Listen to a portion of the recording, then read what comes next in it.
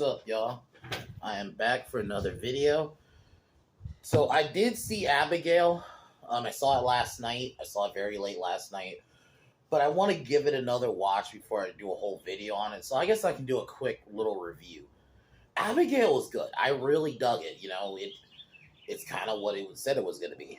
This fun little movie, contained movie about a girl vampire, who lures people to their deaths. And the group of people were great. Joey's the main lead. That's Melissa Barrera from Scream 5.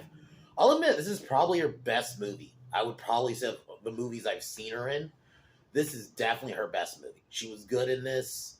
I liked all the other characters. There's some reveals, and I won't go too into that. I'll save that for when I actually do a review on it. Because I was watching it really late, and especially towards the end, I was a bit tired, so I want to give it a second watch. I'll probably wait till it goes on either streaming service or if it maybe even just goes on the seas. I'll watch it then.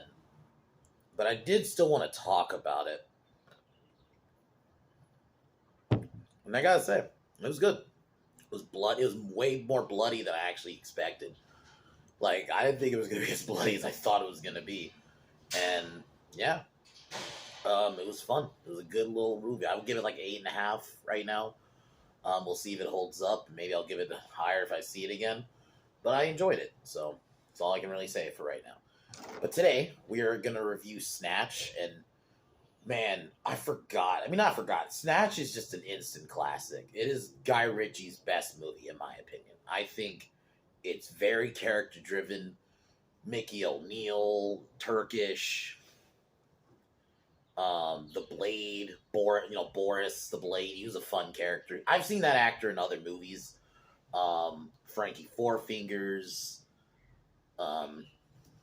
Cousin Abby, Soul and Vinny, Bullet Tooth Tony, which with Vinny Jones. Like, just fun cast, fun stories, very simple. They just basically all want to get this diamond. There's even a dog that ends up eating it. It's a fun movie. Very simple. Young Jason Statham. This is before he was like the action guy, So, he showed more. It's definitely a different type of Jason Statham movie. Like, he's still a badass, but he's not the Statham we know. Like, the action star Statham doesn't really come until he did Transporter. I would say it was after Transporter where he became the Statham we know. But yeah, man, this was a good movie. I just wanted the character work is great. That's what you're really watching it for, is the character play. That's one of the things I love about Guy Ritchie. Said this when I reviewed The Ministry of Ungenitally Warfare. He's more of a character-driven director than a story-driven director. Not all the time. I think, Operation Fortune definitely had a story. This one's definitely more. There is a story, but it's more character-driven for sure. It's about the character play between just all the characters is so fucking well done. It's very funny, but funny in a way where it's not cringy. It's not over the top, just fun characters and funny just kind of things just happen. Each character gets almost like their own little story. It's very well done. It's not out of order, but it does have a little bit of that. It's like Tarantino. Like, Tarantino is probably the king of like the character-driven stories versus regular stories. I would put Guy Ritchie at number 2. I think he's very well done. Like, just very character work, especially in this movie. This movie alone, the character play is just so well done. Like, you like all these characters. Are they like actual?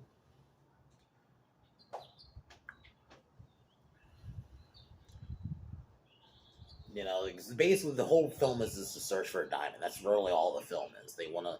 All the gangs have a different way of trying to have a different reason they want this diamond, and that's basically the movie. But it's more about the character play within the characters, and I think that's what makes this movie work. And it's fucking great.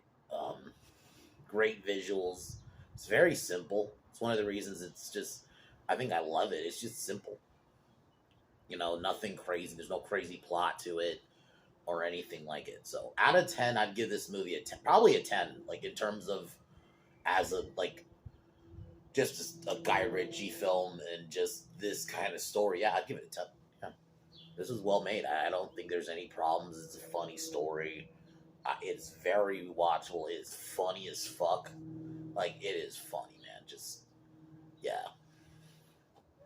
So, tomorrow I am going to be checking out this movie called Sting about these killer spiders, and just, I want a good creature feature. And that's one of the reasons I heard about this movie, is I saw a couple of channels review it and say, guys, this is a good one.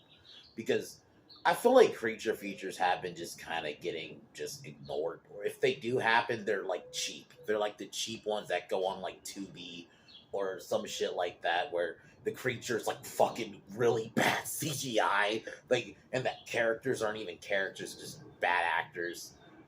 So like so the fact that we kind of are getting a legitimate one. The only creature feature that you might occasionally still get is like a shark movie, like The Meg, right? Those are like the almost the only ones that are allowed. The last like creature feature that was actually pretty good that I could think of was Crawl, with this movie about killer crocs. Or not, I think it was alligators because it was in Florida. Yeah, it was alligators, not crocodiles. It was alligator. But yeah, that's like the last one, and that was from like 2019. That was like 5 years ago. Ever since then, minus like, I guess besides like the Meg movies, that's it.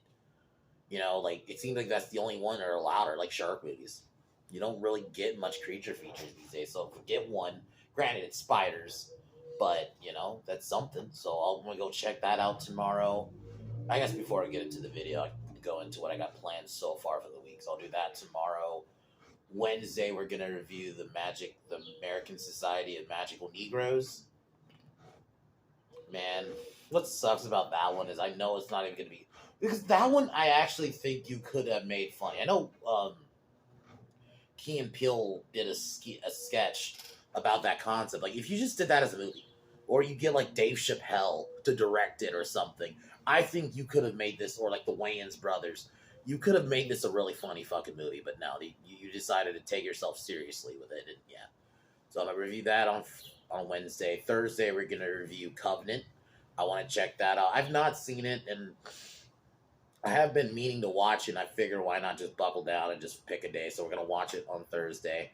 Friday is either if Boy Kills World is online, I'll review that. Like, if it's online by Friday, I'll review that. But if not, I'll review something else. So I'll probably still do a review Friday. It may not be that if it's not up by like a certain time. So anyway, but let's get into Snatch.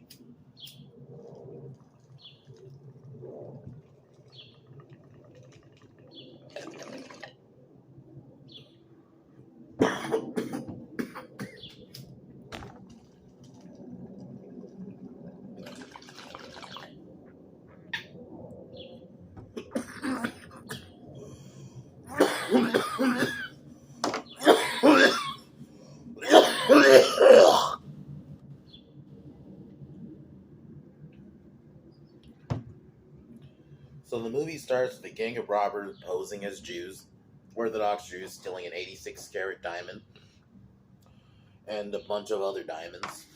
This is where we meet Frankie Four Fingers, and I love the way they introduce each character. You have like this, like, it's like it witches colors, and you got like their names written. Like, the way they introduce each character is perfect, you know, and that's what I mean. Like, this is why, like, when I think Guy Ritchie, this is probably like the movie I think of.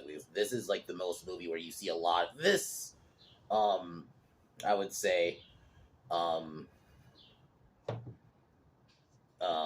Lock, Stock, and Two Smoking Barrels, which I have seen very long time ago though, and I really don't remember. So maybe one day, maybe next week, maybe sometime if I'm in the mood, we'll do it next week. We'll check that out. I guess I'm in a Guy Ritchie kind of mood now. We just did Ministry of Ungentle Warfare, and that's one of his big ones that might as well review it. So we'll check that out. We'll do that one next week. But this is where we meet Boris the Blade.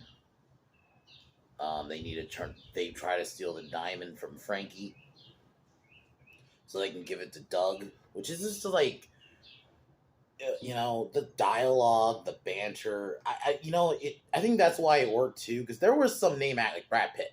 Brad Pitt was kind of a name even by this point. In 2000 when this came out. But still, it still worked because they don't feel like just a bunch of Hollywood actors in a British, because it's relative. That's where this movie set. It's in London. It's Guy Ritchie. So this is where we meet boxing promoter Turkish, persuaded by his boss. Um,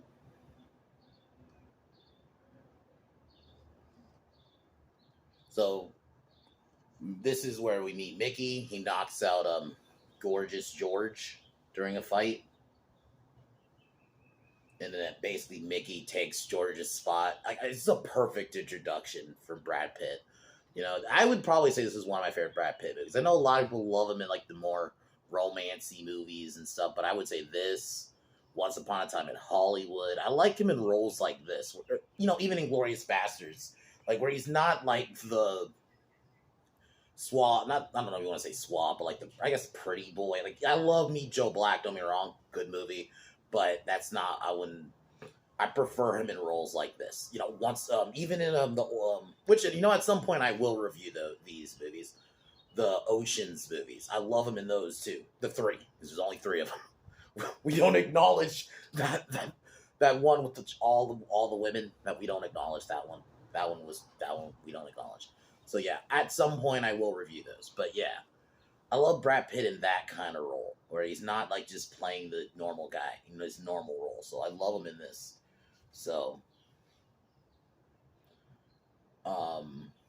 so basically, Mickey agrees if he throws the fight that they'll give his mom a new caravan. So that's why I guess I'm going to jump ahead a little bit where when he find it burned down, because obviously he didn't throw the fight. And then we go back to Boris, talking with Frank. And this is where we see Soul Vinny try to steal the diamonds. And I love them. They're like, even their little like story is like they have like a little thing going on because they got to try to steal the diamonds, And then like I love the way the movie kind of does switch around. Obviously, like it goes from Soul Vinny and their driver Tyrone to back to Frankie and Boris, or back to Mickey where he doesn't throw the fight again.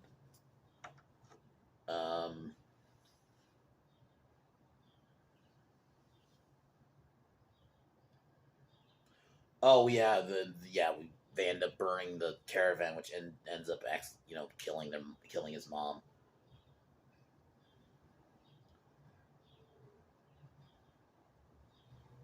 So they track down Tyrone's Soul and Vinny because they robbed the Bookers earlier. Like I love this movie because it just goes too. There's no real quiet point in the movie. Like it just kind of goes. It the pacing is so well done. Like it does seem erratic, but it's erratic in a way where you can still like catch it and it makes sense, and it doesn't just feel like. As there's some movies that try to do the erratic thing, but you don't know what's fucking going on, right? They do it too hard. Where I feel like in this is like still followable. You can still follow it, and that's not what we bring in Bullet to Tony. They look for him. They hire him to look for Frankie. They get the diamond, and then that's where Soul, Vinny, and Ty. I love like just that scene too, with all of them, because they end up getting a gun, and and a car accident ends up happening, and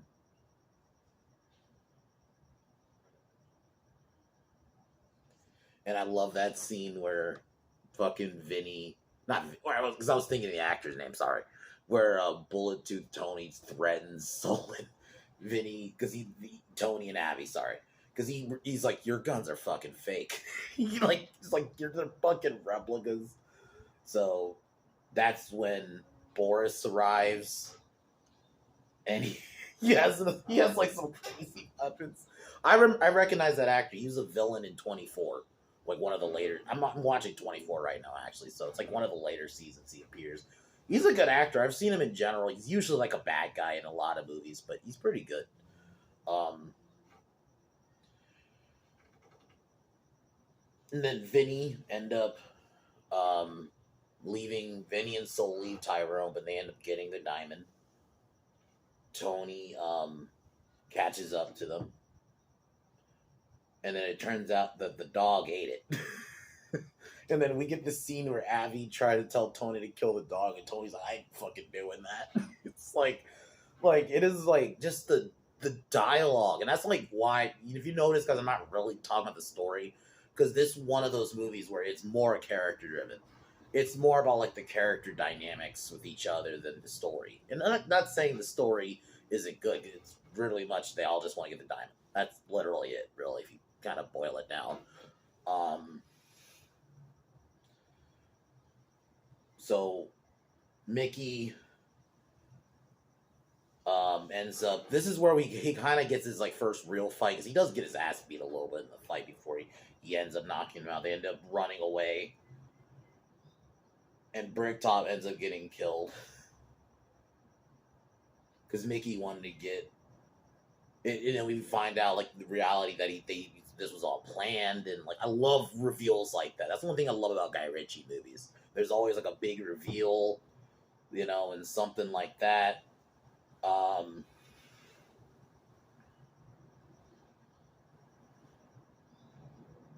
Then that's when the dog appears, and then they all kind of basically start interacting. That's like when they all kind of come together, like, you know, because Soul and Vinny are arrested, and it turns out Turkish and Tommy find the dog, and they take it. And that's when they find the diamond. When it ends up getting, they go to the veterinarian, and that's when they tell him about the dog about the diamond, and then the movie pretty much is over. It is an awesome movie. It's one of just the character work, all fun characters. You like them, even though they're not necessarily the best people. Like if we're gonna talk about morally anyway, but they're still awesome. Like they're just you like everybody, all of them. I think every actor did their job, served their purpose in the movie. The way they were able to like do these different stories, but they all end up coming together. It's that kind of thing, And I think for me, if you watch Tarantino movies, you're gonna like Guy Ritchie. I think you'll notice they have that kind of similar style where they have like different. It feels like different stories, but they all come together, especially towards the end. So I think this is another one of those. The banter is great characters. Actually, a pretty decent score too. Guy Ritchie's best movie, definitely. I might eventually do a Guy Ritchie ranking at some point, but yeah, this was definitely easily his best. I just love every character in the movie. Like I said, out of 10, I'm giving this a flat out 10. I think this is a well-made movie. It's perfect for me. So yeah. But anyways, tomorrow, like I said, I'm gonna review Sting. But yeah, that's pretty much it for me. I'm definitely gonna try this week. I know lately I've been really slacking on videos. I am at least this week gonna try to be consistent this week. I should be doing my Sting video. I actually might even try to watch it early tomorrow, and then maybe try to get a video done maybe in the afternoon. Again, something like that. Maybe in the afternoon or something like that. I'll try to get it done by. So, but anyways, guys, other than that, yeah. So, Sting review tomorrow.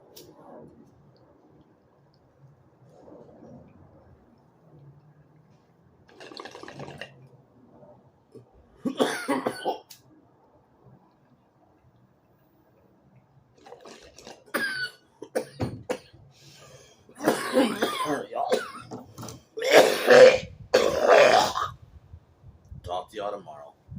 Peace.